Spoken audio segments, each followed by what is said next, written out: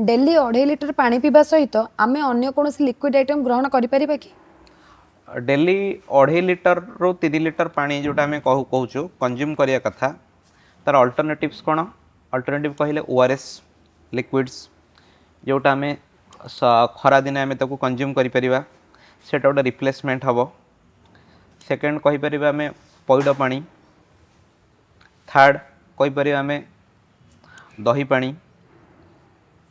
एगुरा सब पानीर रिप्लेस माने वाटर रिप्लेसमेंट जोटा आम भी जदि कंज्यूम करुचु तो सेटा भी आमर जो आम टार्गेट सेट कर 2.5 लिटर 3 लिटर्स पर डे।